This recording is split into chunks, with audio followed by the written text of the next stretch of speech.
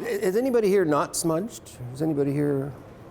No? Okay, so you understand that's just a tradition, not unlike if you're in a church and they have different kinds of incense. This is a medicine, like sage and cedar and sweetgrass and tobacco are Anishinabek medicines, are four sacred medicines, and they have healing powers.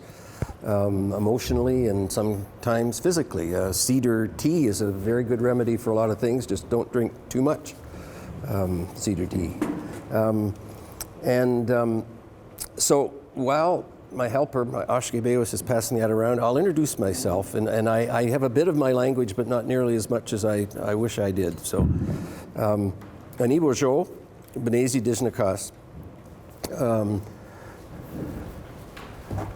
Zhgaag dodem Anishinabek, Mangan dodem Haudenosaunee, Chike Ashkebeus,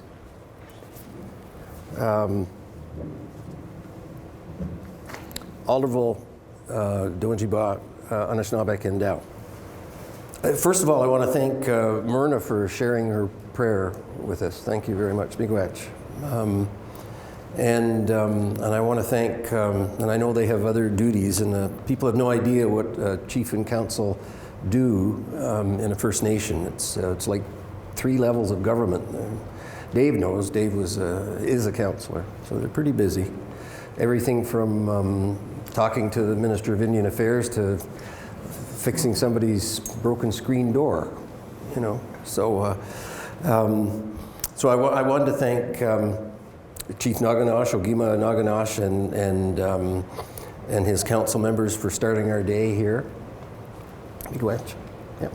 And I'll just take the feather. I'll take the feather. Well, I'll need the shell after. Okay. Yeah. Okay. Miigwech. That shell is very important. It's what wampum belts are made out of. So I was so glad that they could be here, and I really want to thank Ron Douglas and was it Kendra? Kathy. And of course my friend and fellow community member Dave for sharing their knowledge. I learned an awful lot and from them, and I want to start by saying you must be absolutely overwhelmed with stuff, you know. And I'm going to overwhelm you with more stuff, but I'm only going to ask you to remember 2 things. That's all. If you go out of here, as far as I'm concerned, remembering 2 things, that'll help you as teachers. It took me a long time to understand these because I went to the same schools that you went to. And unfortunately, those are the same schools that our journalists and most of our educators and our members of parliament went to. And it's nobody's fault. We're all here to, it's very exciting to be on the cusp of something, a new beginning. So that's very exciting. We can talk about the failures of the past, but the 2 things I want you to remember are the treaty relationship is the building block that allowed for the peaceful settlement of Canada. That's one. And the second thing is the treaties are not history. They're not ancient documents, as the National Post editorialists say. They are living documents. They are just as valid today as they were however many hundreds of years ago. And it's significant that this is the 250th anniversary of the exchange of some of these belts. And I will make a little bit of a case for that being Canada's birth as a nation, not July 1st, 1867. That was the first act that the predecessor government in Canada did as a nation. They made a treaty with other nations. That's what nations do. So I'm going to talk a lot about nationhood today, and I know I try to, I'm not a qualified teacher, but I try to act like I know qualified teachers act because I've had very good teachers. They've been the most among the most influential people in my life. And when I look at 20 teachers, I don't see 20 people. I see 20 times 20-year career times, 400 times the average class size times 30, 1,200? I see 1,000 people here, because that's how many minds are going to be impacted by what you say and do in your classroom. And we can only hope that most of what we say and do is done in a good way, which is why we smudge, and is really got the interests of the learners in the room, because everybody in the room is a learner, and their interests at heart, and that we all want to make the world a better place. Those are pretty motherhood issues, so I don't think anybody can argue with those. I introduced myself by saying a name that I was given, Benezi, by saying this is my family, and I know that there are Marstons who, my grandfather's name was Moses Muskrat Marston. Marsden was a name that was given, as many of names were given to both First Peoples and immigrants, sort of arbitrarily. When settlers came here and wanted to change our cultures because, as Ron said, they thought we were inferior. Many people still do think we're inferior. Our ways, and it's, I think Marsden was the name of a prominent Methodist bishop, if I'm not mistaken. Even the name of our community, Alderville, is after a minister, and I hope that the community changes its name to more reflect who we are.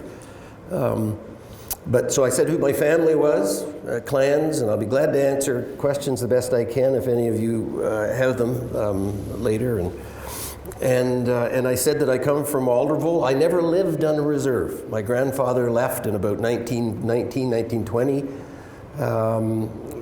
The government had such a nice word for it. They say he was enfranchised. Well, he was disenfranchised, but enfranchised sounds so nice.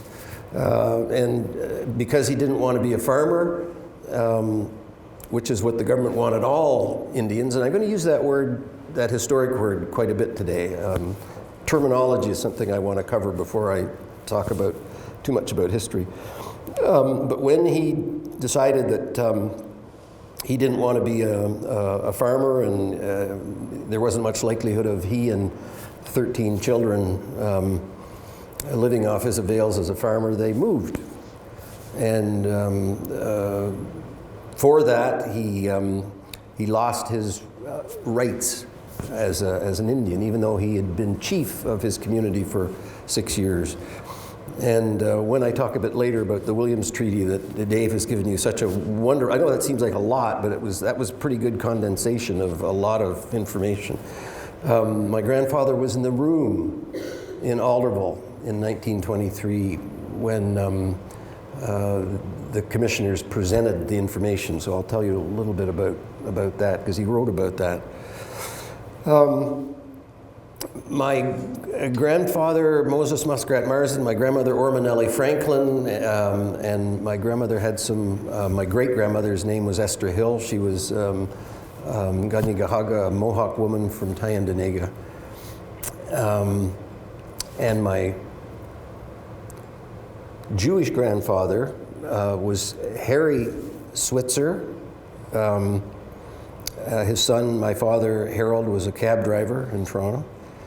I think it's so funny that my Indian grandfather's name was Moses and my Jewish grandfather's name was Harry.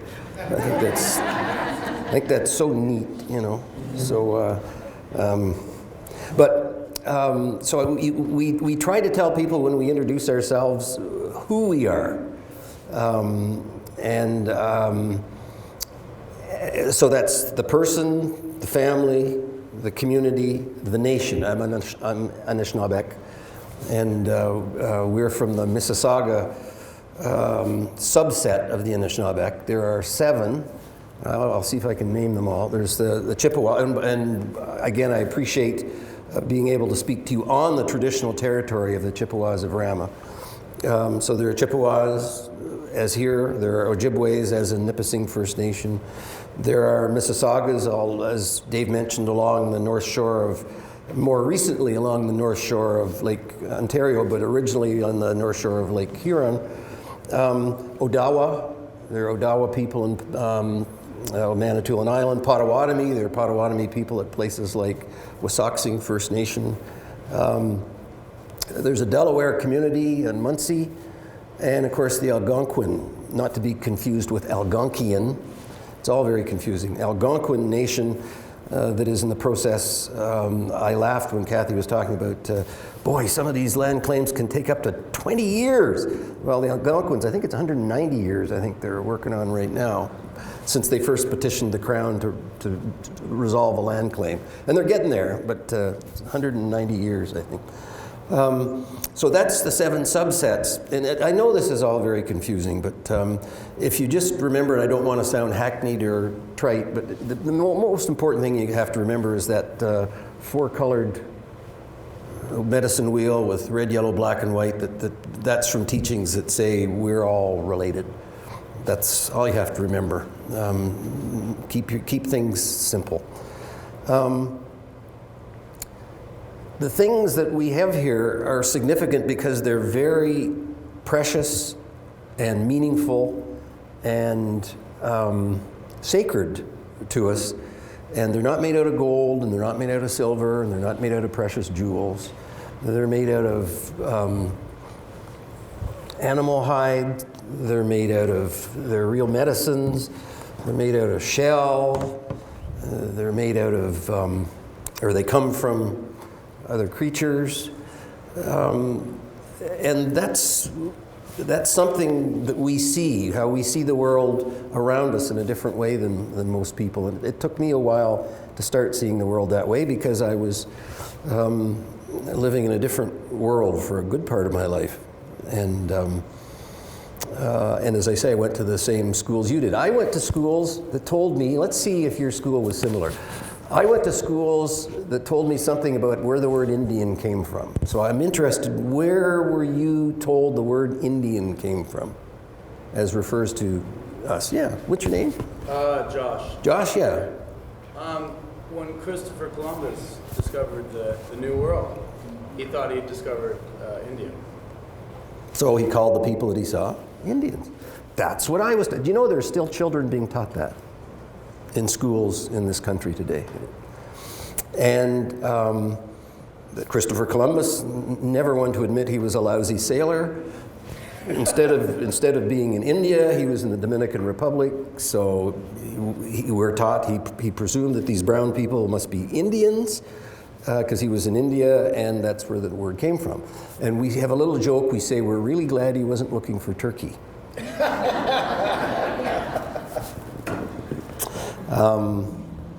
Indians is pretty good by comparison, than turkey. So, but you're educators, and you should know that you can. You should know that there was no country in the world called India in 1492. There was a collection of principalities called Hindustan, but there was no country called India. And you should know, if you Google, that Columbus's diary, in his diary, he said, it's recorded in his own words, that when he saw these people, they were Taino, T-A-I-N-O people, he was so amazed at how comfortable they were in their natural surroundings. He said they were Indios, I-N-D-I-O-S. What does that mean? Children of God. Yeah, they were with God. That's a much nicer story than the other one. How come it didn't make it into the history books or the textbooks? How come? Because we didn't get to write them. Do you know it was about 1975 that the first book written by an Aboriginal, I'm going to tell you why I don't like that word, an Aboriginal person in Canada, Oliver Dickinson, Canada's First Nations, and that title itself is problematic. But that was the first time, to my knowledge, that a book written by an Aboriginal person was acceptable educational fare in this country. 1975. And we've been here forever, so that took a long time. And it's because these things are changing, and you're part of the change, it's because these things are changing that a fuller picture, I don't like to depict it as someone else's side of the story and our side of the story. It's just a fuller picture is appearing. And it's a picture that's going to not only enlighten Canadians about a really rich history, an exciting history. There are a lot of we have wonderful heroes, you know. We were talking about Anishinabek. You have an Anishinabek school in your board area. The man after whom that school is named was the original keeper of these wampum belts. He was from Manitoulin Island. He fought in 5 campaigns of the War of 1812 and was given a pension of $1 a day for the rest of his life, which is an unbelievable amount of money in 1814, 15 terms. So, anyways, again, I remember I visited Israel once and they told me, beware, because everybody's going to corner you and they're just going to try to feed all the information they want you to know that the Israelis are like that. Well, maybe First Peoples are like that as well, because nobody listened to us for so long, and we haven't had our chance to write anything in the history books. I was so delighted a couple of years ago, I didn't bring copies, that I had a role in producing a couple of grade 10 and 11 history books for Ontario in Pearson Publishing put out. That was the first text used in Ontario schools written solely by First Peoples. Okay, terminology. You've heard me use First Peoples, you've heard me use Indian, you've heard me use Native, I think, Indigenous, First Nation, Métis, Inuit. The word Aboriginal is not a word, it's a word I avoid. Like all words, it becomes part of the lexicon, it will fade away. The reason that I object to it, and by the way, the chiefs to the organization I've worked for, the Union of Ontario Indians, the Anishinabek Nation, I heard Rama was rejoining. Yeah, good. And one of our larger, more prosperous. It's important because other communities can see things happening in a place like Rama. That's good. So I hope that happens. So it's when Anishinabek people look at our history. We see ourselves as a collection of communities.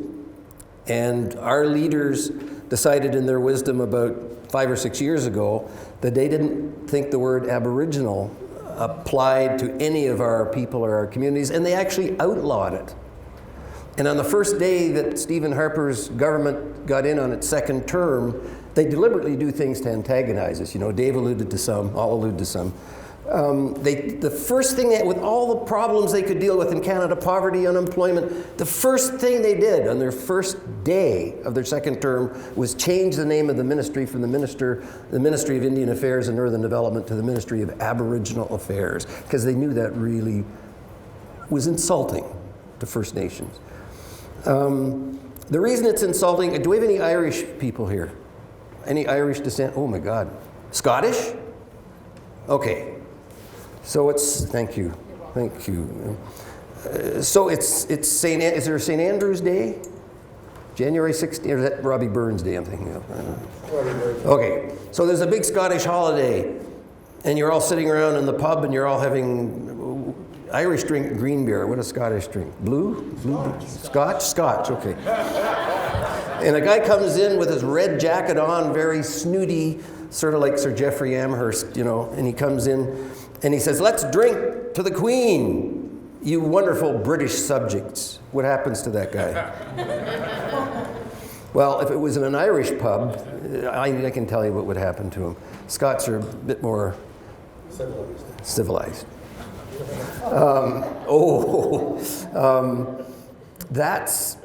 It's a word that lumps people together that don't belong together. Métis people have a wonderful, rich history and culture, so do Inuit people. And if they want to call themselves Aboriginal, that's up to them. The most respectful thing you can call a First Nations person is what they call themselves in their own language. And if Peter Mansbridge can talk about the Beijing Olympics instead of the Peking Olympics, which I remember hearing about Marco Polo visiting, then the least that he can do is talk about Anishinabek people or Haudenosaunee people instead of talking about natives or, Aboriginals. Use our language. That's courteous. And I encourage you, if you have students in your classrooms, to try to remember that's really respectful. So I want to talk about nationhood. And I don't like anything separating me from the people I talk to, but I've been taught that I'm supposed to have my words go over these belts, because these belts haven't been here as long as some have. They are true versions of the original belts, just like the Bible that your minister or the Quran uses in their houses of worship are not the original ones, but they carry the same meanings. And I've been taught that these hear everything that's said over them, and so I try to do that. Someone said they were a mnemonic device. I'm not sure what that means, but sort of like a tape recorder, I think. So nationhood. That's really important for Canadians to understand. Maybe that should be the third thing you're supposed to remember. Maybe there should be 4. No, just 2. Stick with the original 2. That's okay. Bless you. Nationhood. What constitutes a nation? What things do you have to be a nation? Don't say flag, okay. Well, you can say flag if you want. What does a nation consist of? Government, a system of government? Yeah. Maybe a shared vision of what your future wants to be. A vision? Yeah. What else? Yeah. Shared past. Shared past, yeah. That's good. Yeah. People, land, borders. People, land, laws, belief systems. Yeah. So, the Europeans, God bless Europeans, I have European ancestry, I'm very proud of it. But that word Eurocentric means people who just think that the whole world began and ended with people from one part of it, They thought they were the best. Some still do, although it's harder in Canada when you get a suburb like Markham that has a much different population than would have been the case 30, 40 years ago. And by the way, when I said that First Peoples names were changed arbitrarily, many immigrants who came through ports like Halifax or New York, if they were Jewish and the port authority guard couldn't pronounce their name, he'd say, well, what do you do for a living? I was a baker. Baker. That's how many people got their names. Again, thinking that you, because you're European, must be better in so many ways than somebody else, that you impose your customs and practices on them. Well, Europeans thought that, and this was endorsed by a papal bull. You know what a papal bull is? I don't know. I don't think it's short for bulletin, but that's really what it was. A decree from the Pope in the 1400s, I think it was 1478, he said, if any of you of his flock, which was a good part of the Western world at the time, the European world, venture abroad and hopefully bring me back a whole bunch of riches, by the way. But if you venture abroad, any land in which you don't find Christians, you treat it like it's empty. Terra nullius is the Latin word, the terra nullius theory, empty land. So what does that make the people who were there? Nothing. It's sort of like Canada treated us until we got the vote in 1961. Like we weren't people. But I digress. So all these explorers, as I discovered in grade 3 and 4 social studies, I think, people like Cartier and Champlain and Vasco da Gama and Sir Francis Drake and Cook and all these people, they came to this part of the world, and all of the Pizarro and all of the people who came to the southern part of this hemisphere, they came with the distinct understanding that anybody that they found, if they didn't believe or look like them, they were nothing. And their lands were, it was just like a realtor's dream. It was like all of the land that they might find would be theirs for the taking. So I remember these C.W. Jeffries etchings from my elementary school social studies, these pictures of all these people standing with a sword up in the air, or someone beside them with the flag of France or of England. And I also, C.W. Jeffries used to always put a little Indian character there, kind of look puzzled, like, what are these people doing? You know, and we were puzzled, maybe slightly amused, but that's how First Peoples came here. Now, I love reading books, and I was so excited to see when I went to Coles in North Bay the other day that there's a new history of Canada out by, of all people, Conrad Black. I was so excited because his books are, you get more weight per dollar for Conrad Black's books than anybody else. Like, I still have his, he wrote on Duplessis. It's like, it must be 5 pounds easy, 6 pounds maybe. His biggest books are written about himself. That's Conrad. But this one is, and I went to grab it, and I looked at the subtitle. It was a history of Canada in big letters, and then in little letters it said, beginning with the Vikings. Well, that's very convenient, but that leaves out a lot for me and for the students that you teach. I mean, the Vikings sort of showed up, thought they were going to violent their way into, as they had succeeded in England and in other parts of Europe. But a few little bands of, I think what must have been Inuit, were fiercer than these fiercest warriors from Europe with all their horned hats and everything.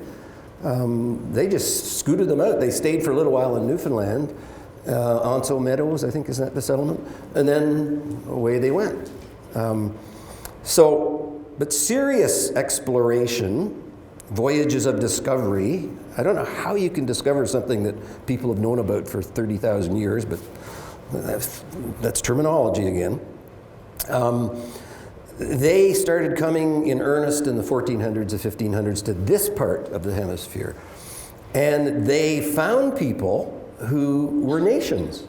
They found people who had their own language. There's something like still remaining, although they're pretty dicey in survivorship, but there's still about 40 nations of people across Canada. The Anishinabek are a very big nation in this region, in the woodlands of what's now Ontario. And the Haudenosaunee, sort of loyalist refugees, the Haudenosaunee, loyalist refugees from south of the Great Lakes. And there's the Blackfoot Confederacy, and there are a lot of them on the West Coast. But these are nations. These people had their own systems of governance. It's interesting that our legal system is going back to, someone was talking about restorative justice.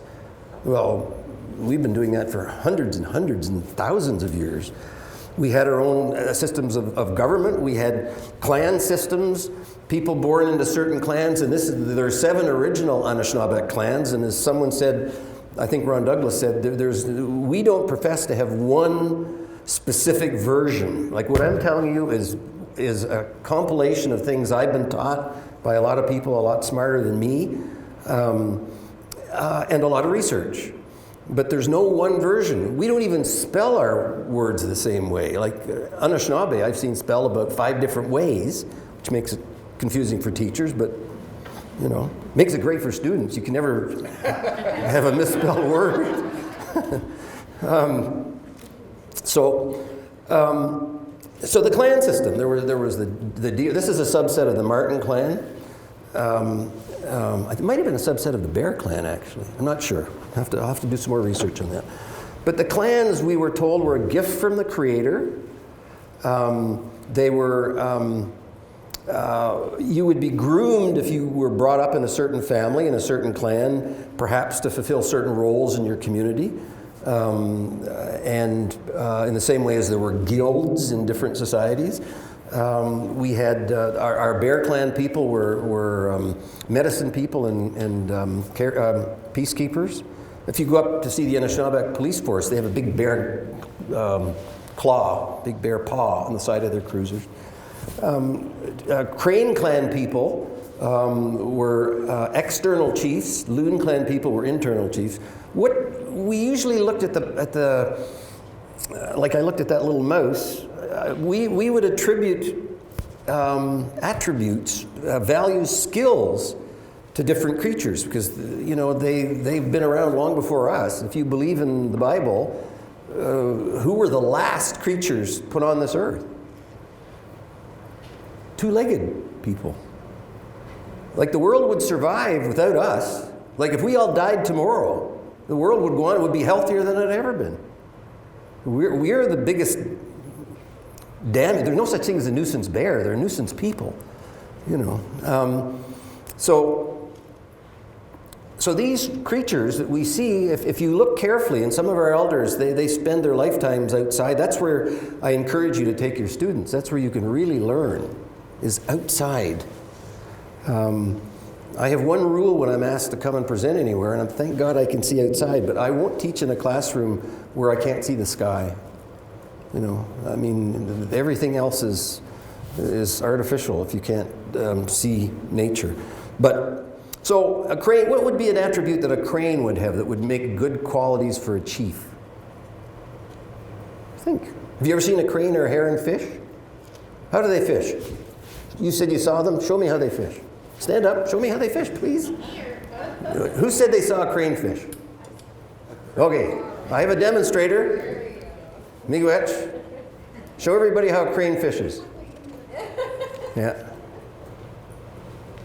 Can you stand on one leg? That's the hard part. Thank you. Thank you. What was the word? Patience. Sure, chief has to be patient. Like when he's getting one call from the Minister of Indian Affairs and the next call from a lady who says, somebody kicked my screen door in. Yeah, you have to be patient. Very challenging to try to deal with our responsibilities in First Nations communities and represent our people when we have hostile people sitting across the table from us or not across the table at all. So patience. Skunk. I laugh because I understand some members of the Marsden family were kind of embarrassed about being part of the skunk clan. And I didn't realize that the skunk clan existed until I saw a copy. I think Dave probably gave me a copy of the Rice Lake Surrender, 1850. 56. Thank you. What? I think it's wrong. You do you? Enlighten me, because I'm here to learn. Tell me. I believe that Joseph Skunk. Skunk? Not skunk, but Skunk. I think his name was misappropriated and said to be skunk. Zhgaag. Yeah, but Joseph Skunk. His real name was Canadore. Yeah. And I've seen 3 documents where he was Wawashkeshi. Deer. This is a life-altering experience for me. Scribes would take early treaties and they would redraw them. A copy of the 1856 treaty which showed Joseph Skunk as skunk. But I've seen since that time 3 documents that show him as reindeer, not Wawashkeshi. Yeah. So was he a Marsden? Did he become a Marsden? He became a Marsden. Oh. And George Marsden was the guy who passed his name. I don't want to steal your show, but I got Yeah. No, I need to know this. I got to tell you something. I need to know this. A number of years ago, Jason Marsden said, I've got Joseph Skunk's Bible. And he went to his Tom's house, his dad's house, and he brought me over the Bible. Wow. And it was 1851, and it had Tom Marsden, the first Marsden one to take the name, Marsden name was Tom. Yeah. Joseph never took the Marsden name. St.Germain, Joseph Skunk. And in that book is Tom Marsden's rudimentary spelling. And George Marsden is the reverend where that name came from. Ah. But I also thought that John Sunday was mink, but he's also reindeer. Reindeer. Because the reindeer was a prevalent clan that came to eastern, was a prevalent eastern Mississauga group, was the reindeer. Well, particularly with Christmas coming, I'm really excited if I am part of the reindeer clan.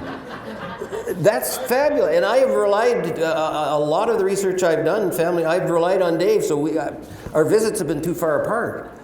That's very good. Well, if you could share any of that information with me, I'd love to have it. I'm not embarrassed to be skunk clan.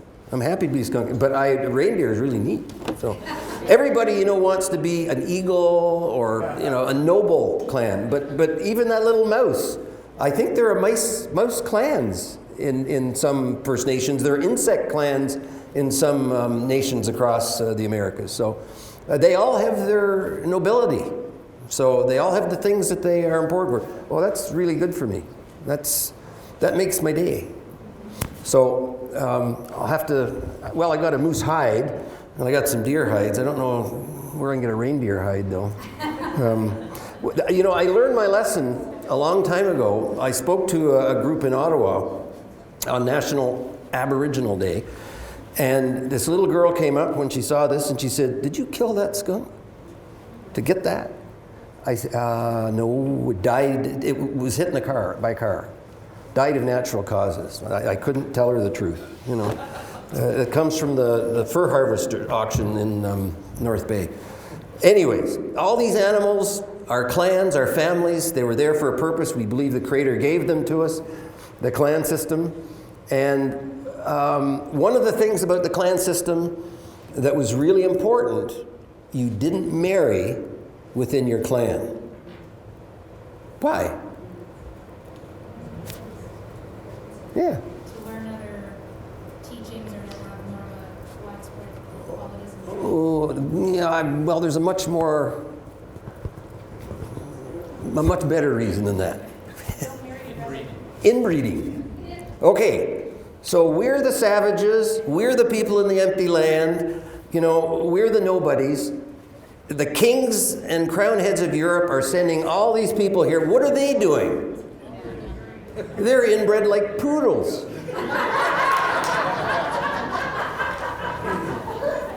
Just look at the pictures of King George V, and the Tsar Nicholas II. Like they're all related. The father of eugenics, what was his name? The survival of the fittest, Charles Darwin. Great man, extremely wise, knowledgeable man, wrote hundreds of books probably. 2 of his children died. I didn't know that until last year. You know why? Because he married his first cousin. He didn't practice what he preached. Or maybe he did. Anyways. So, these are the symbols of nationhood, of knowledge, of eons of experience. We had our belief system. We have teachings. We're said to be an oral people. I've seen writings and scrolls and carvings that indicate we knew the planets. We knew the stars. We had stories associated with them. I've been asked by the North Bay Astronomy Club if I would come, and I have to do a lot more research and talk to people that know more about it than I do, but instead of us talking about all of the solar systems and constellations as if they were Roman or Greek gods, the first peoples had their teachings long before Romans or Greeks. I heard a wonderful teaching about the Milky Way, that a giant turtle, and turtles are very special to us. A giant turtle, you know how turtles lay their eggs? Like they dig up dirt behind them, and that's what the Milky Way is the stars from when a mother was laying her eggs. I have a beautiful story. Never heard that before. So, because of that Eurocentric sense that the universe owes its very existence to people from that little block of land that fits about 3 times in southern Ontario called Europe. So all these people started coming here. Why did they come here? Why did they want to come if they were so brilliant? Why on earth would they come to this place with the snow and black flies and mosquitoes and swamp? Why would these brilliant people come here? What were they looking for? Everybody says resources now. I mean, I always think of land, but resources are really the truth. They were looking for gold, they were looking for land, and they were looking to save souls because they believed that nobody that they found that wasn't already a Christian could possibly exist without hearing the true word. So when you hear these awful stories about, and we were talking at our table about the Orenda, and I thought it was a pretty well written book. There are parts of it I could have done without, but I thought overall it was a very brave book for Joseph Boyden to write.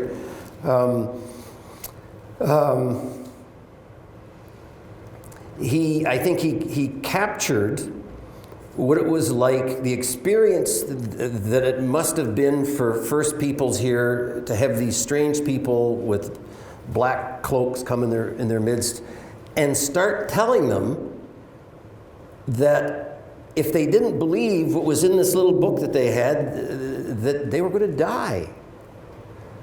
So is it any wonder that after they started getting smallpox and that from these foreigners that they turned on them and said, "You're killing us, you're deliberately killing"? Is it any wonder that they did? What would you do if someone showed up and visited you in your community and started going around saying, you know, if you don't see things my way, something awful is going to happen to you? And if something awful started happening to you, who would you think caused it?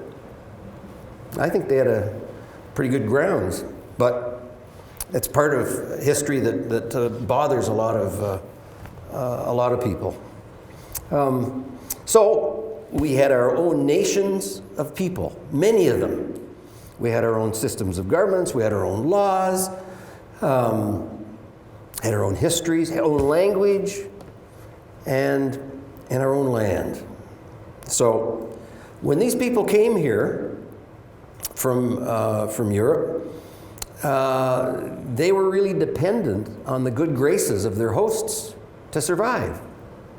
And you read account after account of, all across the country where people would have frozen to death or starved to death or got some horrible disease, scurvy, if the First Peoples hadn't shared their lifestyles with them, their medicines, their foods. A canoe, like I told people, they talk about inventions. So I saw, and it's a great place if you want to, I can only stand it for about 5 minutes. If you look at the blogs, after there's a story in a newspaper about First Nations, within about 5 minutes it just deteriorates into the most disgusting drivel. If you think racism is dead, just do that. It's really sad. And they say things like, well, if they were civilized, they would have invented things like automobiles and steamships. Well, we didn't want to go anywhere. We weren't going to Europe. The Europeans were coming here.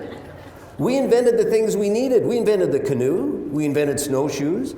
We discovered how to be the greatest agronomists in the world. The first people who cultivated tomatoes weren't Italians. They were North American Indians. The first people that cultivated potatoes weren't Irishmen. They were North American Indians. The first people that cultivated corn were North American Indians. The Haudenosaunee, the Iroquois people, I think there were a total of about 70 hybrids of different varieties of corn that they first cultivated. And wild rice, if you take those 4 foodstuffs alone, that would feed the entire world forever. Those 4 things, that's all you need. We didn't patent them. We didn't patent the 500 medicines that we contributed to pharmacology. If we did, it would be the immigrants and the settlers that all lived in teepees, and we'd be in high-rises down in Toronto now. But we shared things. This is what we're going to talk about the Wampum Belts. We're going to talk about sharing. What time am I officially done? Oh, okay. If you're tired, tell me and we'll take a break. So I'll take a drink of water. Okay, nations of people. There were these wonderful, self-sufficient nations. We didn't want to go anywhere. We were quite happy. We didn't need gold. You know, we were happy. So the Europeans came here, and right away, after a few places where they tried to be nasty, they realized that they couldn't hope to stay if that happened for much longer. So they sort of settled down, and they had our permission to be here, our permission. I think Ron said when he talked about the reason that the Narrows was an important place wasn't just it was good fishing. Does anybody know what a weir is? I thought he kind of glossed over that. You know what a fish weir is? Like they didn't have rods and reels and nets, but they devised this system where the fish would have to swim through these series of channels, and it would trap them. It was very clever. The Plains Indians used something similar for buffalo. Very, very clever. When you don't have horses, you don't have fishing rods, you don't have fish finders, to survive you get really smart, really intelligent. And it was a lot harder to survive then than it would be now. But, so these people came, and we helped them survive, but in the same way as Ron says that the people from here, it was a check-in point. And the reason why, and it's a good thing to do in all your classrooms, by the way, to start a session, if you're doing a native study session, to start it by saying, isn't it great that we're meeting here today on the traditional territory of fill in the blank. The Manitoulin Conference of the United Church in Canada has urged all of their ministers to do that every time they do a sermon or a public talk. Public education, no cost. A couple of syllables, that's all. It has a cumulative effect. Anyways, you didn't cross anybody else's territory without a fee. Traditional territories were really important. We didn't have fences, but we knew where our territories were. And we knew we didn't have our own maps, or they weren't the kind of maps that people are used to. But it's amazing how our ancestors knew the land. If you want to talk to some really intelligent people, I've met Innu people and Inuit people who, in a landscape that in 360 degrees just looks like sheer white, they know landmarks. They know their land. And so it's really significant when you think about a place like here and everywhere where there were traditional territories. And if you look at them, there's a great map that I've seen educators use where there's just little dots with all the nations or tribes, as they might call them, all over, everywhere. And if you were going into someone else's territory, you would let it be known, and there might be a toll or a gift. The French were the first settlers that were really established in this part of the country. And the Indians really liked them because they were generous with their gifts. They actually intermarried a lot with the First Nations people too. So there was a real good bond between them. John Ralston Saul makes a good case that Canada is a Métis nation, largely because of the influence and the respect that the French tended to have for First Nations people. So you get this sort of people living in some sort of harmony, little scattered communities, and I think, Dave, by this mid-1700s, I don't think in all of what we know as Ontario, there wouldn't have been 20,000 settlers. You have to remember, you know what it's like to be in the majority, but you have to, it's wonderful, by the way, to visit a place like Iqaluit. To be there and feel that you're the minority. It's a really interesting feeling. All Canadians should go up there and feel that. And to be in a legislature where English is the second language. Really interesting. And that's part of that mindset that we talk about. Anyways, so you get to 17, I'm going to touch on a few of the things that Dave talked about. You get these Europeans here, and they're not really making a commitment to expand their communities too large.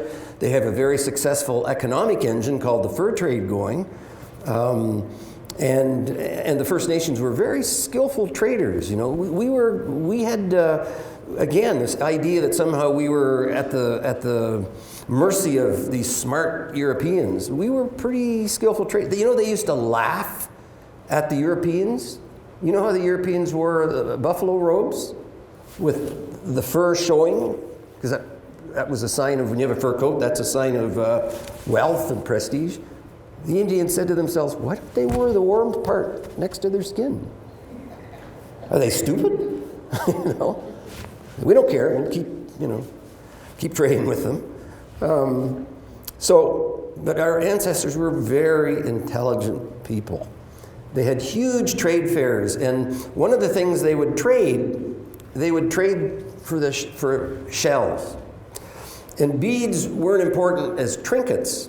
They were used in adorning wear. There's no word, I don't think, in most native languages for the word art.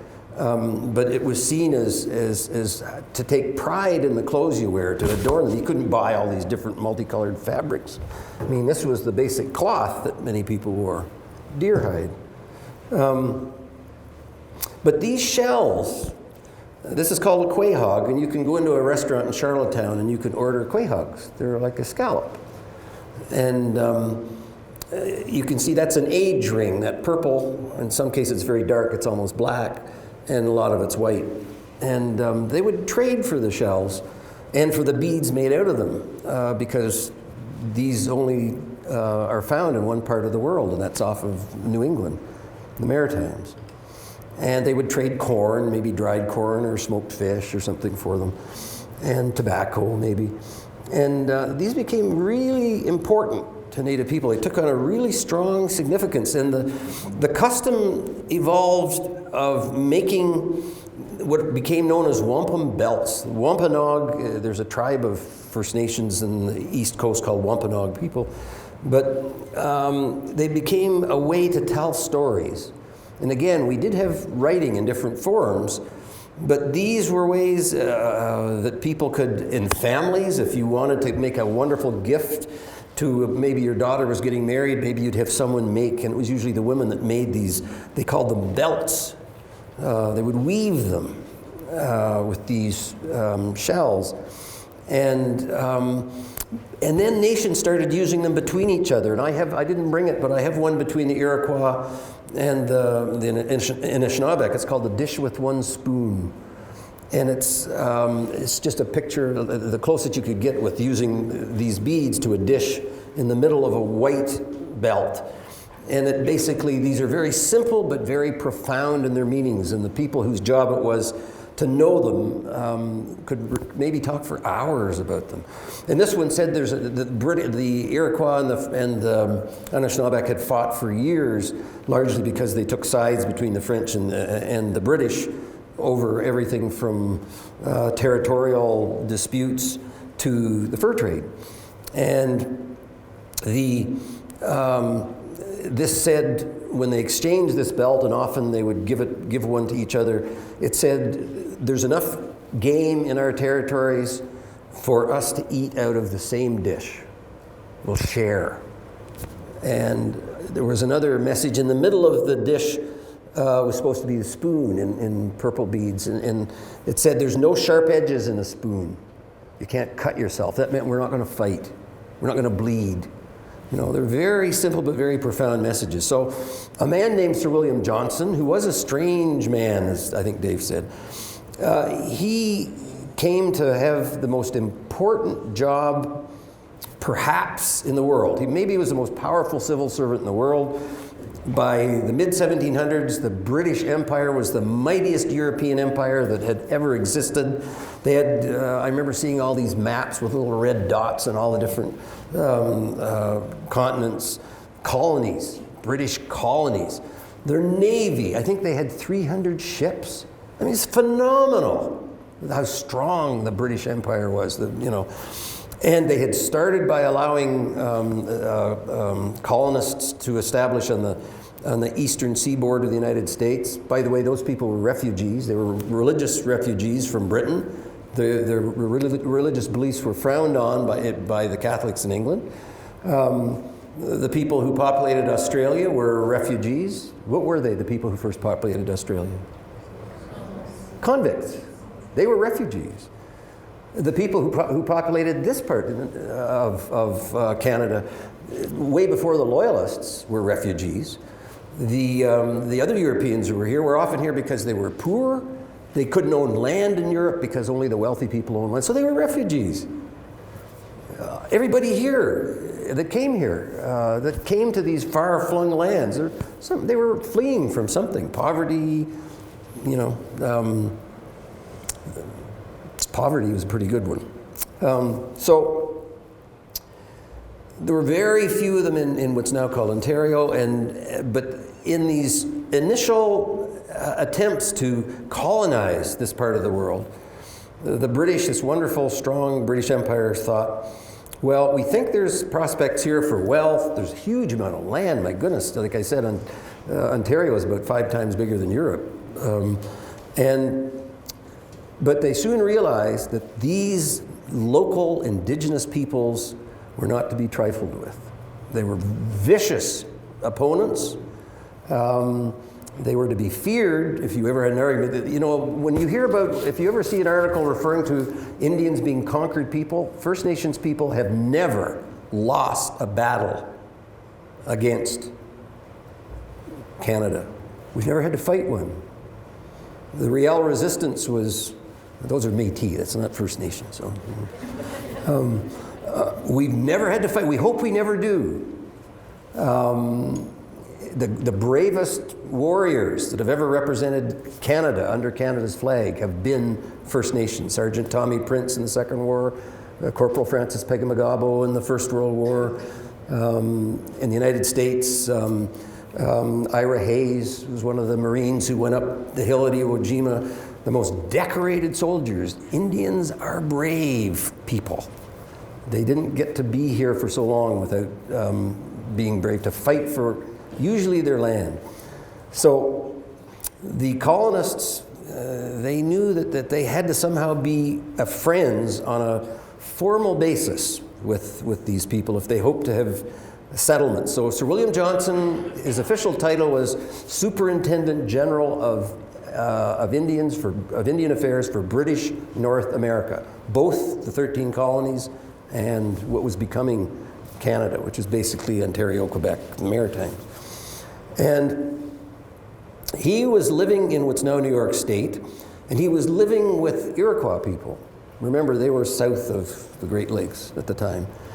And his consort was a woman named Molly Brant, whose brother, although some people say it was actually her son, was a man named Joseph Brant, after whom the city of Brantford is named. He's not as well thought of by the Iroquois people as some non-native people think.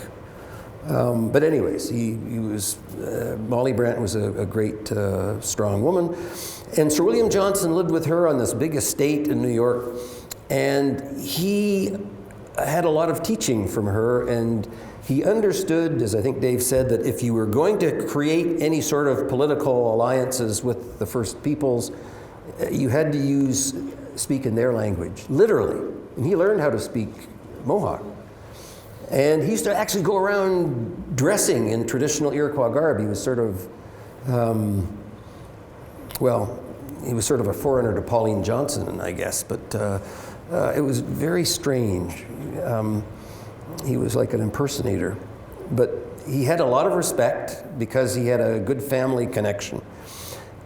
He had a lot of land that he got through questionable dealing with the Indians.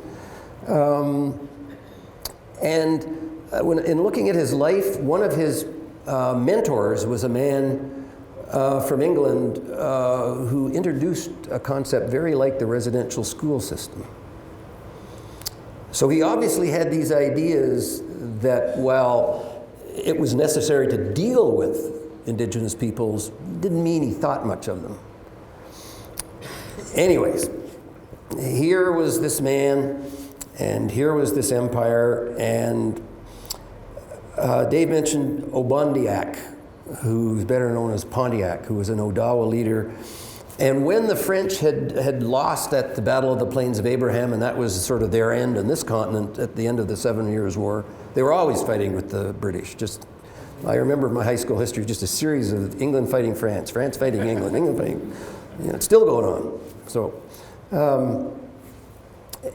look at Montreal and Toronto, you know. By the way, it's a brave person to wear a maple leaf hat in here. I saw a maple leaf hat. So I told you the Indians are brave, you know.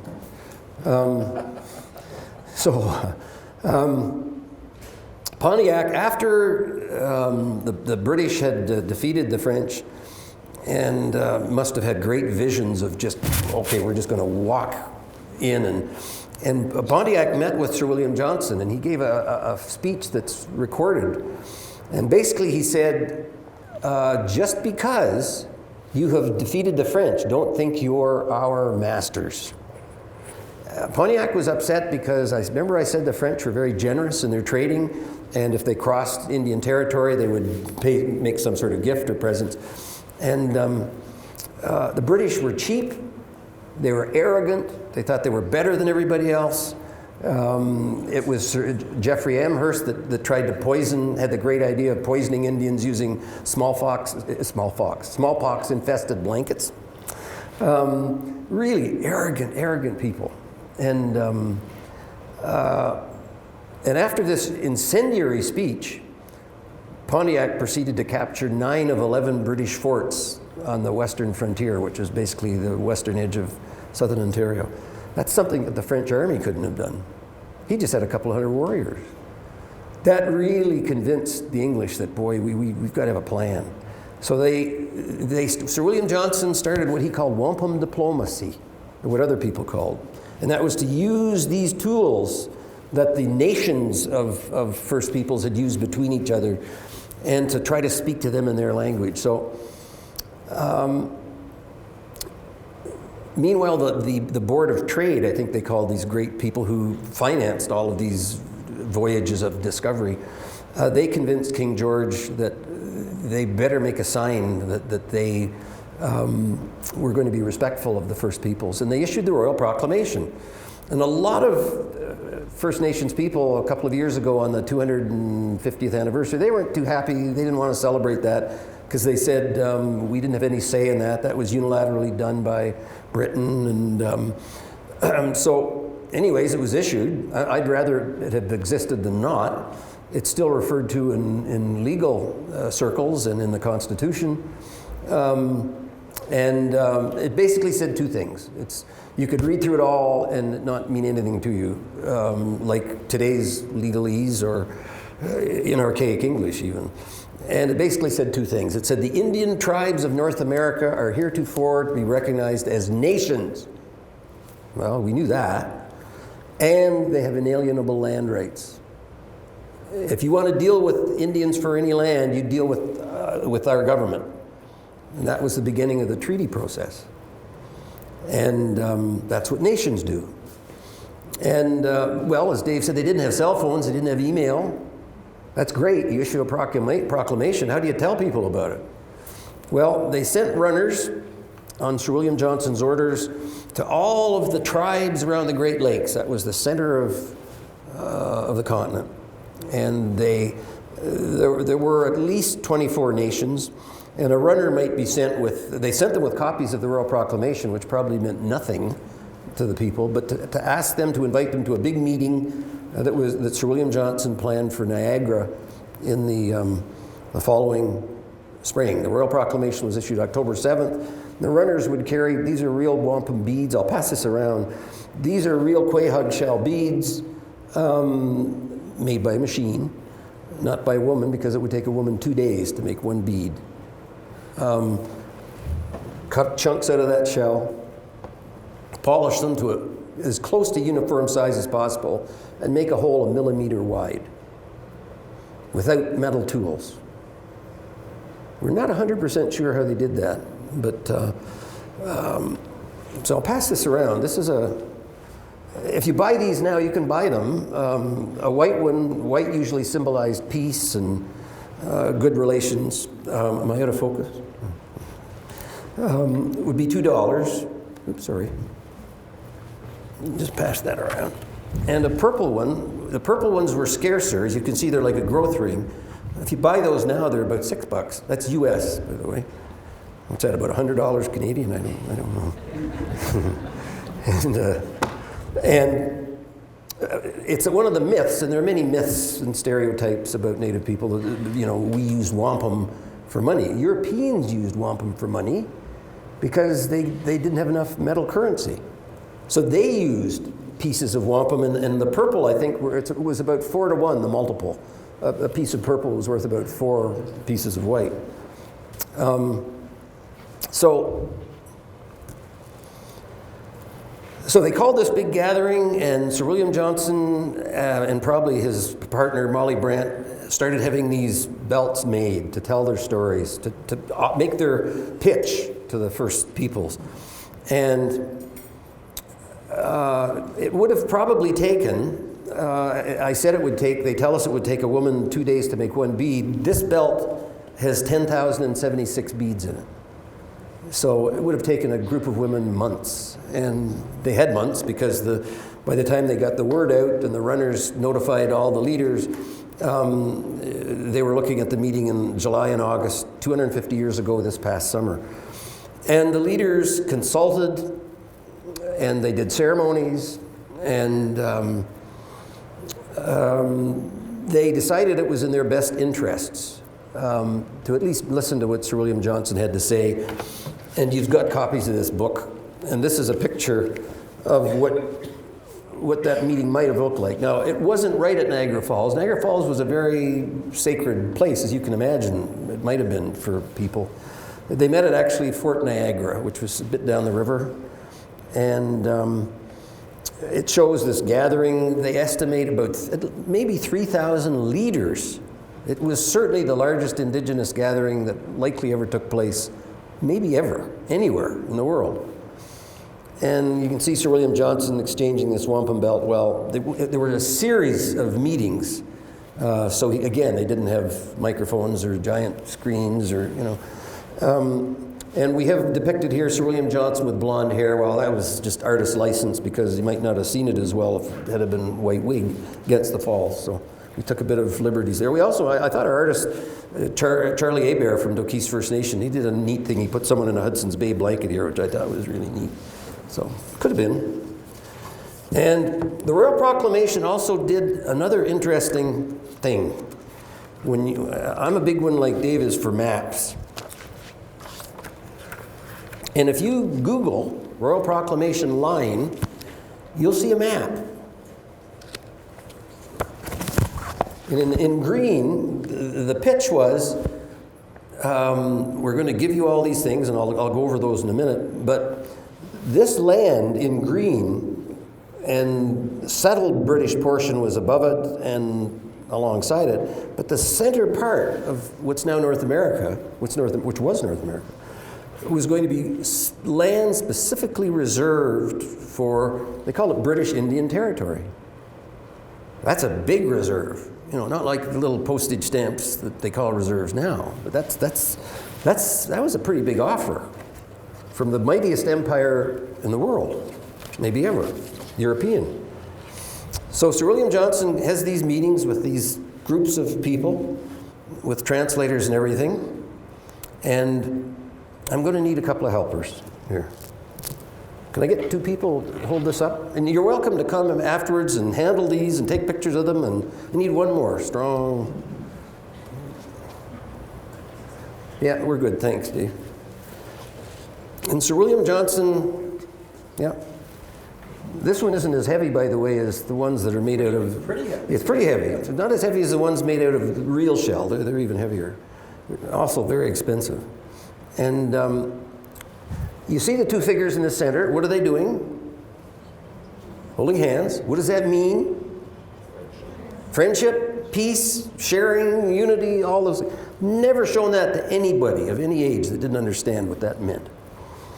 And that's a universal language, and the First Peoples knew how to use symbols to tell a story. They were better than Egyptian hieroglyphers, or, you know, they really, and I still say, if aliens decide they're going to come here from another planet, they're going to hire a couple of Anishinabek women to make a wampum belt. They will, because they'll understand. They'll know what will mean something. Dave talked about the covenant chain. It was a concept of peace, and you see 5 links of a chain. And initially, between the people in New York State, the Dutch and the Iroquois, they had decided that friendship, if you thought of it as a chain that linked people together and it was strong, that would be a good image. And again, metaphors were really well used. And originally, the concept had been of an iron chain. And then someone thought, well, silver is neat, it shines brighter, but what happens if you don't look after silver? What happens? It tarnishes. Well, that's okay too, because you should polish it. You should polish your friendship. So when there were treaties, you usually met at least once a year, and you polished the chain. And usually that meant gift exchanging and giving, particularly from the Europeans to the First Nations, who were here, remember, with our permission. So there's the chain, the date is on there. Not all belts had dates on. This was very significant. We were taught that the bigger the belt, the bigger the promise. I often find people who only think that Iroquois, Haudenosaunee people had wampum belts. They used wampum belts probably more widely than Anishinabek, likely because where they first originated, south of the border, they were closer to the beads. And Sir William Johnson would have presented this to the leaders of these different nations, and there were actually more than 24, but couldn't change things around that quickly. And he said, with this, brothers, with this belt, I bind you forever to the English. And what that meant was, we want you to be our friends in peace and our allies in war. They had beaten the French, but like I said, they never knew what was going to happen. And so that was a very strong statement, and that was a strong relationship. And this statement is still binding. So, okay, do you want to hold the next one? You can put that one down. Can I ask you a quick question? Sure, anything. Did the First Nations people understand the significance of these numbers in terms of what it meant as a year? Or? Well, that's an interesting thing you mention. Because the reason that First Peoples say they don't care, a lot of our leaders say they don't care for the Royal Proclamation because they didn't write it. We didn't make this either. Sir William Johnson had this made. He didn't ask us what would be meaningful to us. He explained, as I've sort of done, what he thought this meant based on Molly Brandt's help. So how they would have discussed the 1764, I'm sure he had some archaic way of saying. But this is no more the work, the product of most of those 3,000 leaders any more than the Royal Proclamation was. Okay? So that was the relationship. That's good. Yeah. Yeah, you can just lift that off, thanks. And we say this is the rent. There were 24 nations they thought were going to be represented from all around the Great Lakes. There actually were people there from the Maritimes and from the Arctic Circle. This was a big thing, like 3,000 leaders gathering. So there were probably about 28 nations represented, including the 5 Iroquois nations, the 6 or 7 or 8 or 9 Anishinaabe nations. There were Pawnee from south of the border, the imaginary border. So this was a major thing. And Sir William Johnson had created this belt that some people call the 24 Nations belt, and some people call it the Presence belt, Presents. And at that end, you see what do you think that looks like? That thing. Yeah, what do you think it looks like? Is it a teepee? I've had people say it looks like a teepee, or a teepee that's got the top cut off, or some people say it's a rock. Some people who are ultra-liberal in their interpretation say it must be per se rock, which is the first major recognizable landmark when you come up to St. Lawrence. It's Canada in any event. And the 24 figures represented those nations of leaders. You notice nobody here has noticed, when you look at the belts closely, you'll see that there's always a heart pictured in there. And Sir William Johnson, his understanding was that these leaders were all joined with a rope or a chain. And what's at this end? The ship. Remember that wonderful British Navy, the mightiest fleet that ever sailed. And Sir William Johnson said, your people will never be poor. You will never want for the necessities of life as long as the world exists. That was his promise. And he said, all you have to do whenever you want anything material is you pull on that rope, that chain, and we'll bring it in our boat. Now to us that sounds, kind of simplistic and, but that kind of language really resonated. And they understood exactly what it meant, and they talked about it to make sure that they understood.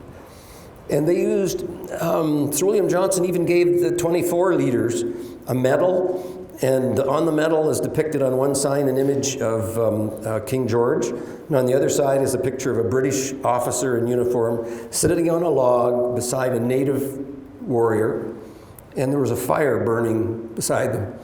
Excuse me. And Sir William Johnson would say, we will provide you wood for your fire.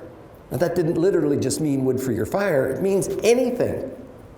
And they talked about that. And in subsequent treaties, when they used language like, we will always provide you in Treaty 6, they said that we will always provide you with a schoolhouse, or we'll always provide you with a medicine chest. They didn't say with an ultra-modern hospital with, diagnostic imaging, or with post-secondary education with options for, vocational trade. We understood what those messages meant. And the courts, more importantly, say that the treaties must be interpreted. If the honor of the crown is to be intact, treaties must be interpreted in the manner in which the First Nations people understood them. That's a legal principle in this country. So this was the relationship, this was the rent.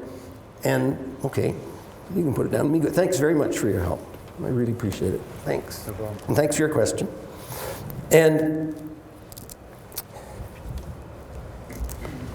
again, just words, the same as today, words aren't really too important. If First Nations people sound very skeptical about promises and words, it's because they have good reason to be. So Sir William Johnson put his money where his mouth was. And his own papers record that he gave in English currency 6,000 pounds sterling. He distributed among those leaders, 6,000 pounds. 6,000 pounds in today's money is $12 million. I can't imagine.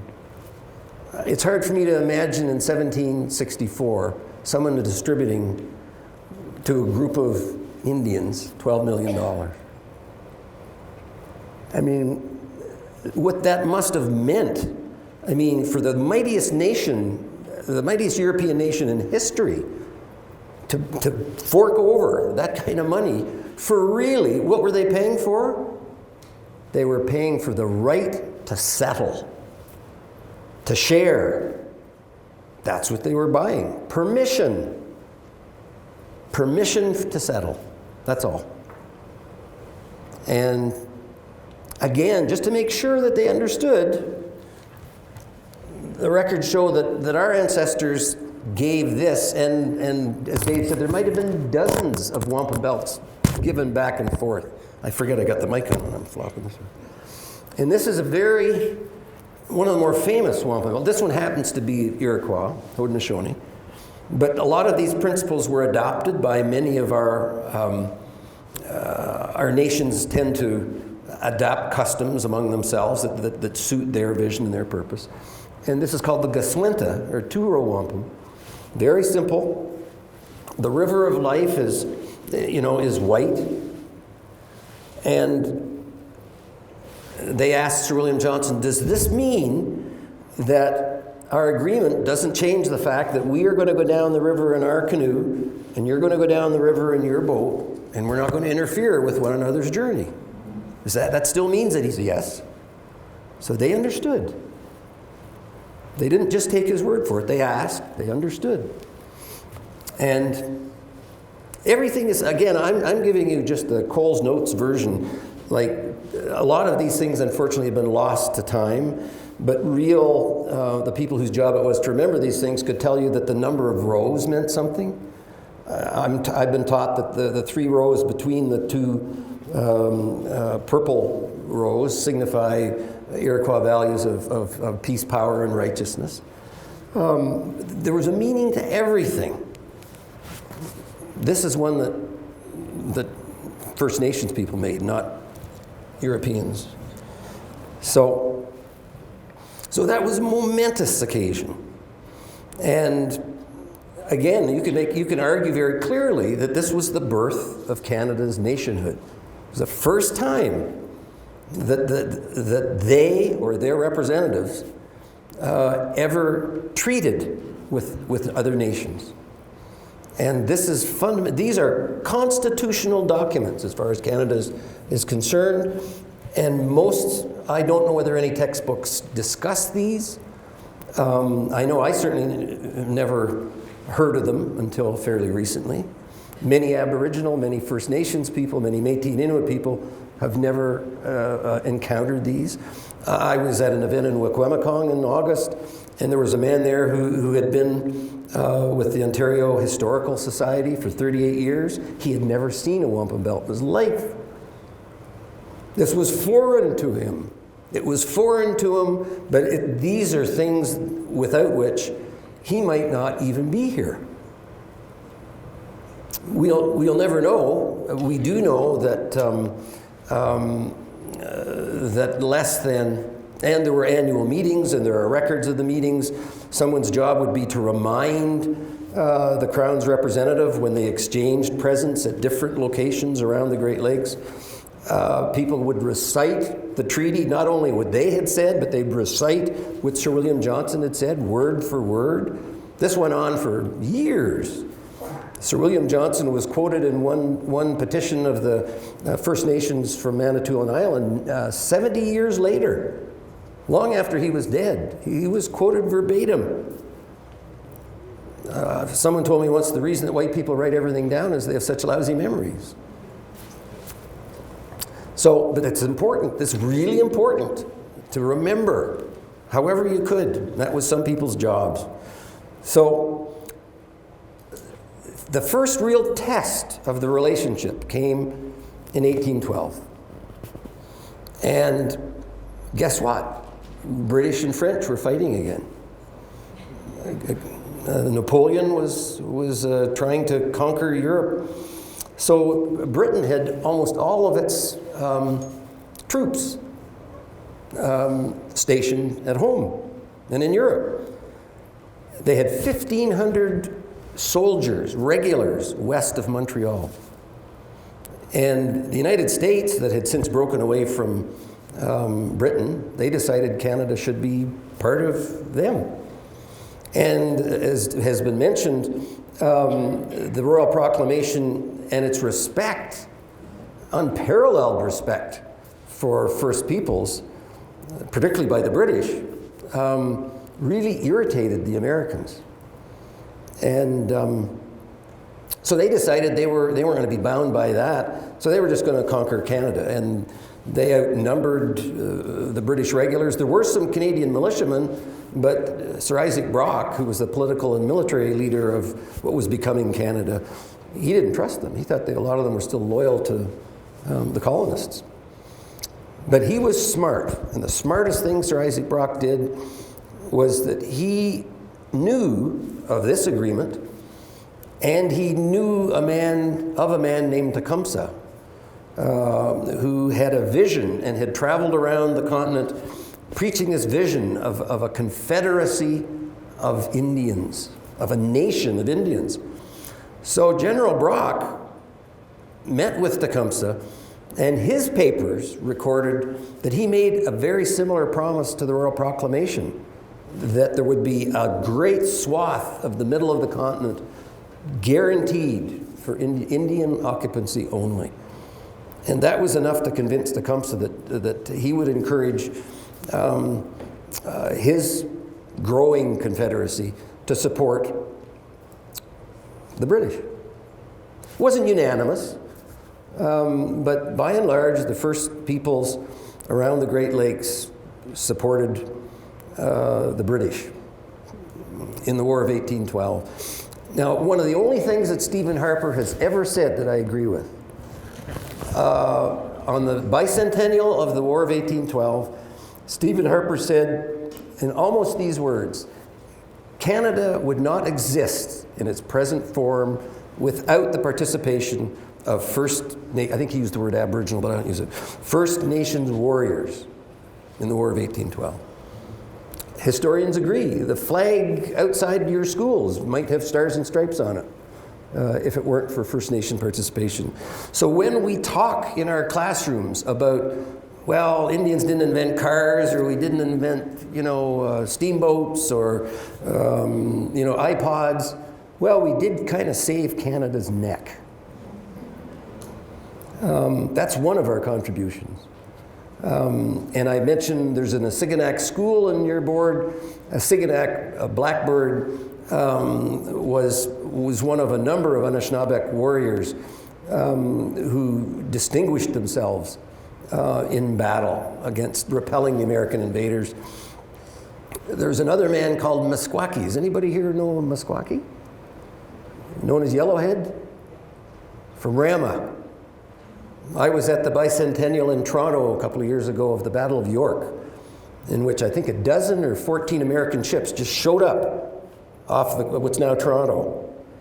And guess who went out to hold them off while the British could retreat?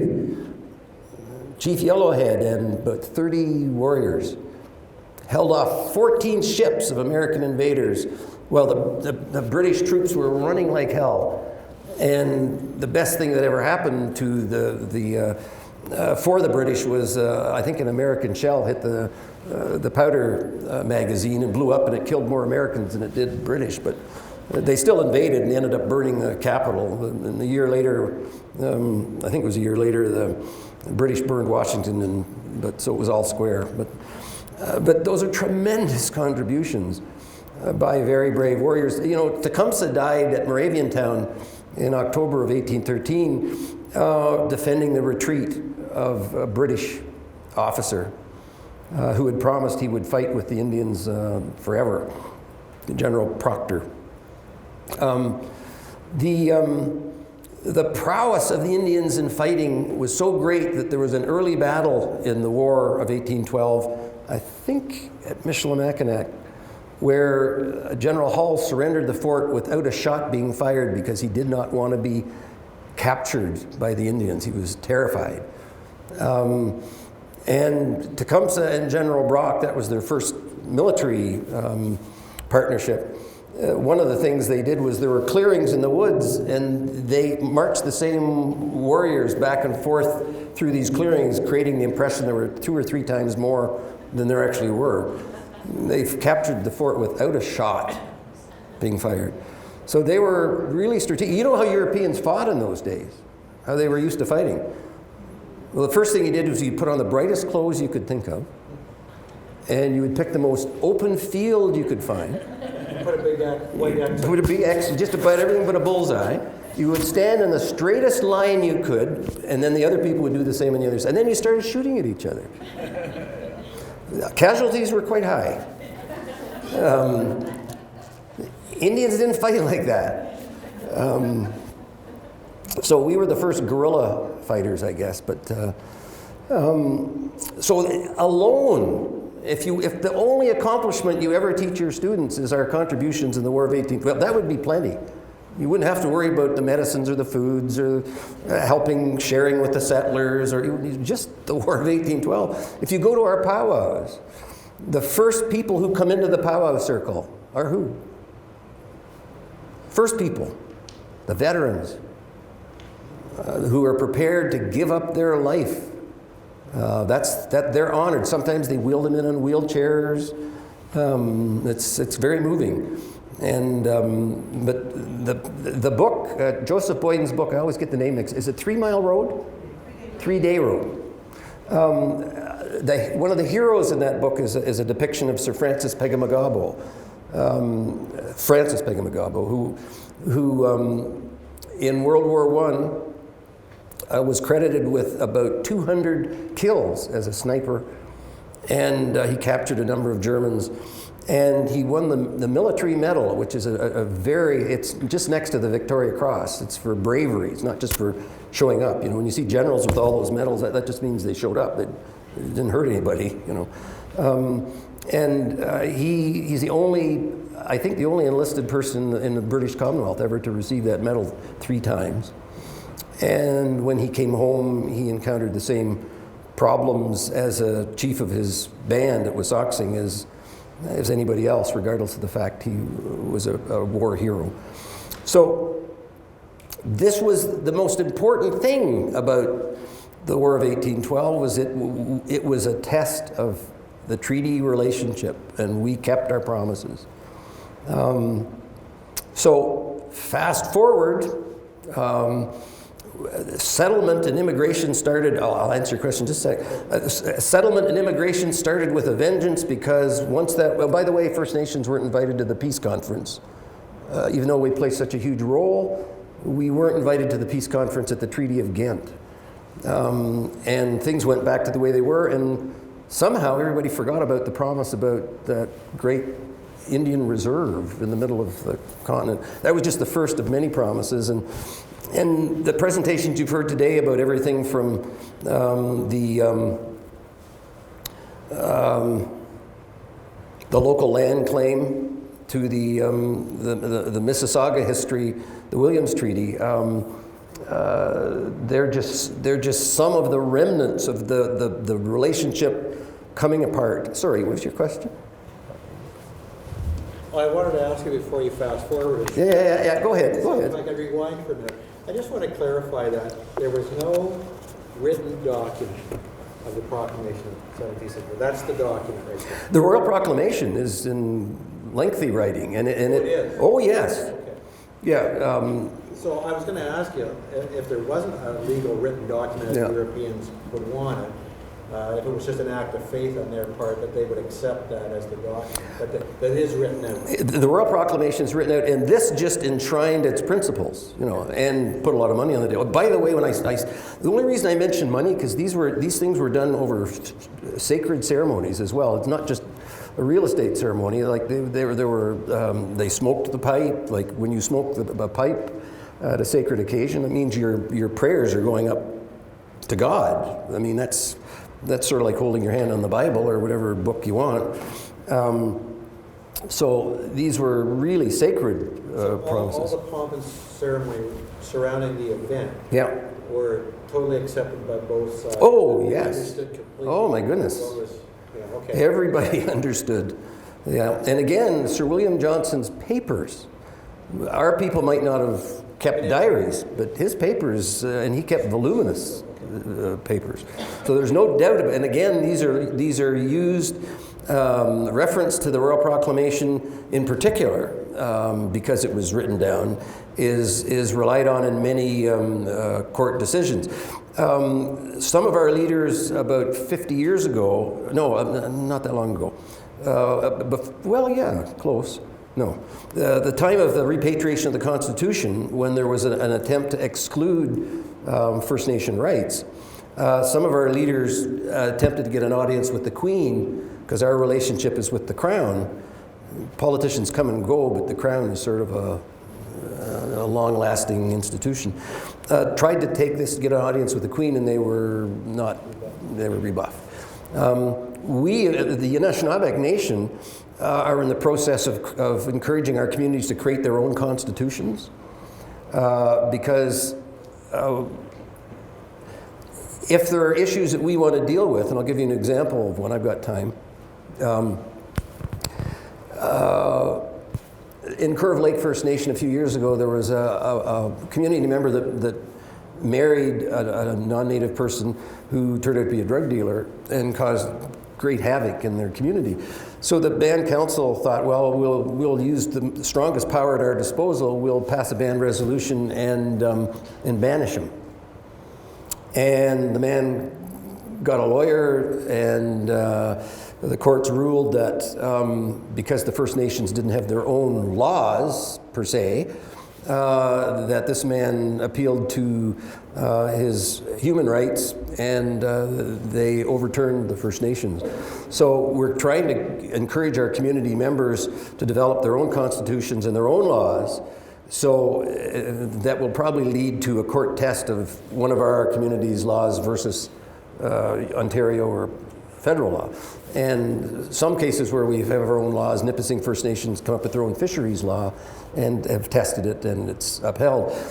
Unfortunately, the courts will default to the English system, the provincial or federal laws, if in lack of anything else. So, but and one of the things I'm encouraging our communities to do while you're making your own laws and your own constitutions, why don't you make your own wampum bill? That's particular to your community. Maybe you'd have something on Rama's showing the fish weirs or something about your history, but also your relationship with your neighbors, something that you can hold up and you can say, and if push comes to shove, I'd like to see someday our leaders saying, well, okay, we've agreed on the piece of paper, but unless you agree with this, this is our language, unless you agree to accept this as part of the package, we're not interested. These meant something to Europeans 250 years ago. So what has changed? Do they only believe in them when they want to use them to get something from us? I hope not. I would hate to think anybody would be that cynical. But so fast forward, the Indian Act. Canada only took, when it became officially a country in 1867, and they were moving so fast and had so many immigrants and so many citizens that First Nations people weren't on their priority list. There weren't any foreign wars to worry about. Then it became just a question of, well, what do we do with these people who seem to be kind of a drag on the social fabric? And many of our people were being impoverished. Dave tells stories about people who tried to pursue traditional means of sustaining themselves, maybe got shot at on their own trap lines or whatever. Basically, a good part of this province is on squatted land, you know. I'm really glad that the ministry thought, and I applaud Mr. Zimmer for thinking that it was important to put out a map. I'd rather, instead of a map that tried to put treaties inside the known boundaries of Ontario, that he thought of treaties in our traditional lands instead of us trying to fit a round peg in a square hole, maybe. Again, these maps, we can make them available. They give the texts of some of the treaties. They give some teachings, the 7 grandfather teachings, wisdom, truth, love, respect, bravery, honesty, humility. I don't believe that those are values that maybe any country, any peoples in the world, I believe, have similar values. I don't think that, I doubt that Muslims don't hold those things dear, or Jews, or Hindus, or whoever. Those are our guiding principles. And when things like residential schools came along, it was sort of the ultimate way of showing what little respect you had for people who had welcomed you with open arms and defended your country for you. And when I say you, I mean the Europeans at the time. I don't want anything I ever say, I should tell people, I never want you to feel guilty, unless it happens again. But I never, ever want to think that any Canadian should feel bad about things over which they had no control. You should know about them. You can't rewrite history. You can't rewrite history. But you can learn from it. But you can learn from it, exactly. And that's why history is so important. That's why our belief in time is not of some line that goes on and on, but we believe that it's like a wheel that goes round and round, and some things repeat themselves. We just don't want the bad things to repeat themselves. There are, for different reasons, residential schools and our communities became weak. There are Anishinabek prophecies. They referred to lengths of time as fires. And you might have seen a wonderful program called The Eighth Fire that was on CBC hosted by Wab Canoe, and it was pretty good. Or except he used the word Aboriginal all the way through it, but other than that, it was pretty good. And the Anishinabek have a prophecy called the Eighth Fire, 8 fires. And one of the prophecies prophesied people from across the sea with white skins coming to visit us. One of the prophecies said there'd be a time when the elders would go to sleep. That was residential schools. But they also prophesied a time when the visitors will start asking us our opinions about things. That time is here. And my grandfather was in the room in Alderville, I said earlier, in 1923, when the commissioners, and he wrote something, I think he sent it to the Peterborough Examiner as a letter, about 50 years later, and I have a copy of it, and he remembered being there, and he even remembered the name of one of the commissioners 50 years later. His name was McFadden. I think his name was Uriah McFadden. And he said, many of the earlier treaties, again, if you look at this book, you can see that our people couldn't read anything in them. We trusted the word that the interpreters would have made for us, and we just gave our clan symbol. But by 1923, there was a greater understanding of English, but still mainly trust. Certainly not an understanding of complex legalese. And my grandfather wrote, all the Indians wanted, he had been chief and he was off the reserve, but they asked him to come back, I guess, as a respected elder. And he said, all the Indians wanted to know was, would they still be allowed to hunt and fish if they agreed to this? And the commissioners said yes. So they immediately signed. And of course that was a lie, because there was no mention of hunting and fishing, which was very unusual, and which is one reason why people refer to the Williams Treaty as perhaps the worst treaty that was ever enacted in Canada. And which is why it's before the courts right now, among other reasons, for Canada and perhaps Ontario to say, why on earth would anybody agree to a treaty that took away what they had been doing since time immemorial? And of course, in 1923, we were not permitted to have legal representation, because the Indian Act said that Indians would not be allowed to have anybody represent them in any land claims issues. If that sounds contradictory, yeah. Just to note that the effect of the Williams Treaty really restricted our people's access to their country food. Yeah. Food of the land, you know? Why would we agree to starve ourselves? Why would we agree to do that? So, sorry, you had a question. Well, all this talk about treaties has brought something to my mind that I've never really thought about before, and I don't know if you can address or not. When you've got two different cultures with two different value systems and two different languages, and you're trying to agree on something, like you just said, why would you agree to that? Yeah. I can see an interest on both sides wanting to learn the other's language, so they could understand what's going on. So all these interpreters that were interpreting these documents, were they English who learned the native language, or were they natives who were suspect and maybe needed to know what the English were saying when they gave their speeches? Like, who did the translating? Well, again, in my understanding, that most often what happened was, because you have a very good knowledge of English, but I guarantee you couldn't understand the language. You read that Williams Treaty, I guarantee it means nothing to you. So legalese is something else. But in most cases, from my understanding, instead of them saying, okay, I understand what you've told me, they would counter with, okay, is this what it means? This is what this means to us. Do you agree? And if they said yes, they said, okay.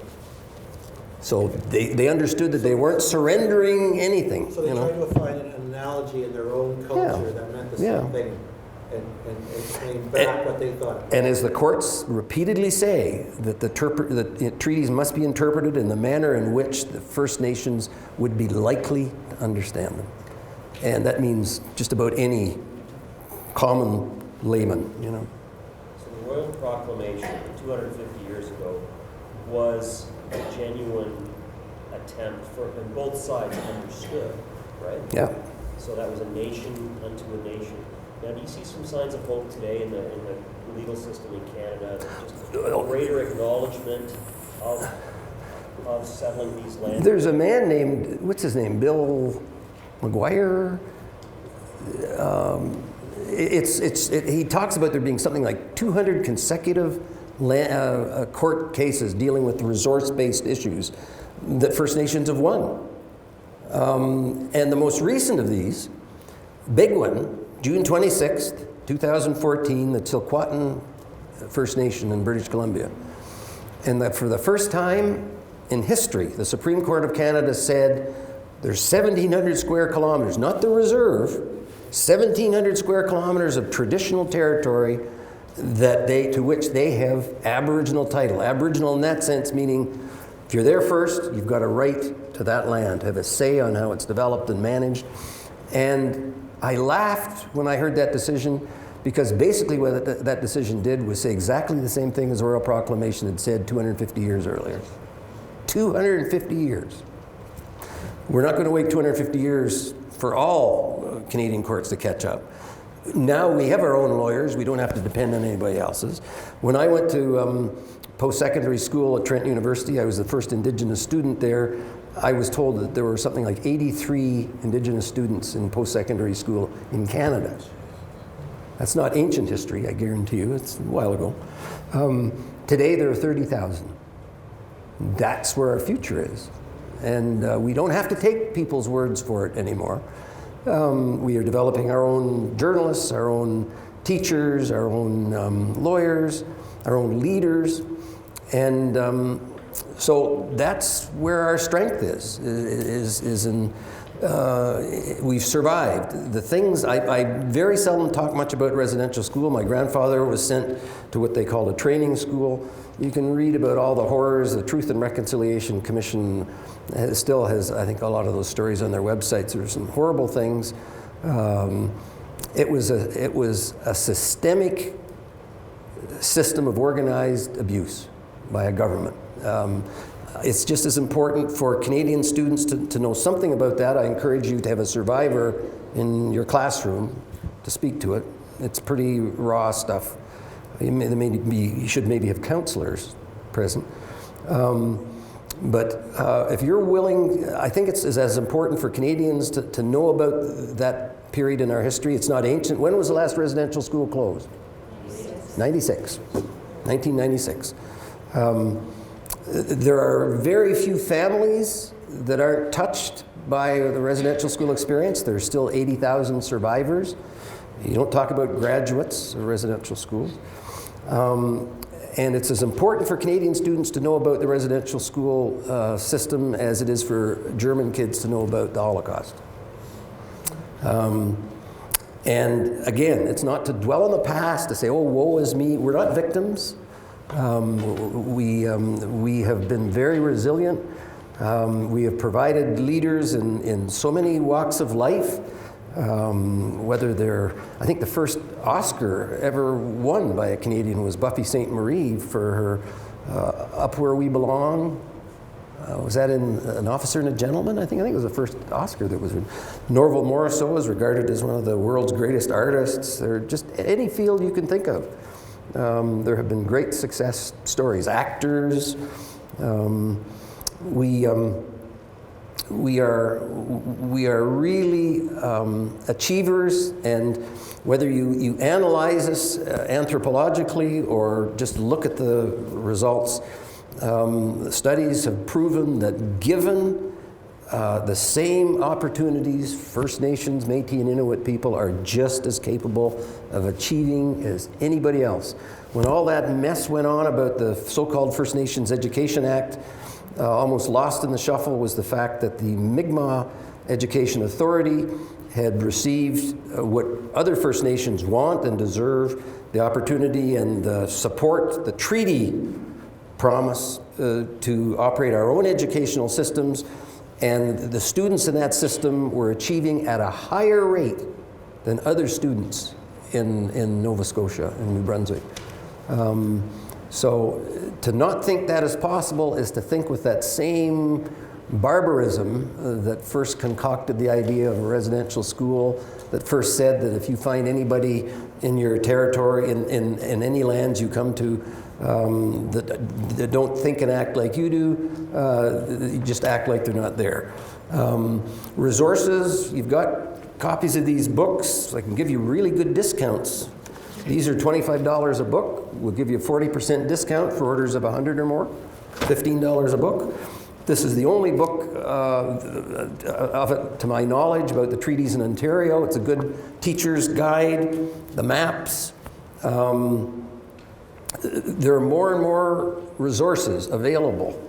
And I'm going to close. I'm sorry, I'm a bit over time.